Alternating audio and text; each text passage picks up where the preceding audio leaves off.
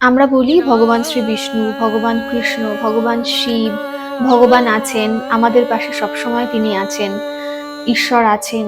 যা হবে ভগবানের ইচ্ছায়, ভগবানের ইচ্ছায় সবকিছু হয়।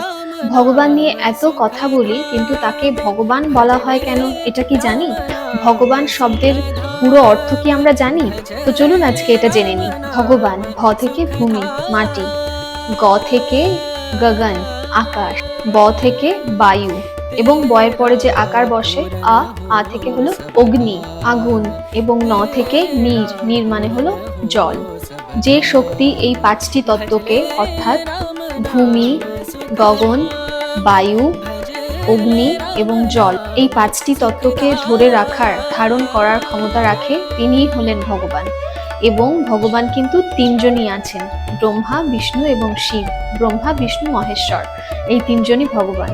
আর বাকি যাদের কথা আমরা বলি, অগ্নিদেব, বায়ুদেব, এদেরকে কিন্তু আমরা দেব বলি, ভগবান কিন্তু বলি না। এমনটা বলি না ভগবান অগ্নি, ভগবান বায়ু, আমরা বলি ইন্দ্রদেব, অগ্নিদেব, বায়ুদেব, শনিদেব, এনারা কিন্তু দেব। আর এনারাও যাদের অর্ডার্স মানেন, যাদেরকে ফলো করেন, তারা হলেন ভগবান, ব্রহ্মা, বিষ্ণু, মহেশ্বর। আর আমরা কৃষ্ণ ভগবান, রাম ভগবান কেন বলি? কারণ এনারা হলেন শ্রী বিষ্ণুর, ভগবান শ্রী বিষ্ণুর অবতার। যদি ভিডিওটি ভালো লাগে, একটি লাইক ও একটি শেয়ার করার অনুরোধ রইল, কারণ আপনাদের একটি লাইক এবং একটি শেয়ার আমাকে অনেক মোটিভেট করে নতুন ভিডিও বানানোর জন্য। আর আমাদের এই চ্যানেলের নতুন সদস্যদের চ্যানেলটিকে সাবস্ক্রাইব করার অনুরোধ রইল। যারা ফেসবুক এবং ইনস্টাগ্রাম থেকে দেখছেন, তাদেরকে পেজটি ফলো করার অনুরোধ রইল। সকলে খুব ভালো থাকবেন। নমস্কার।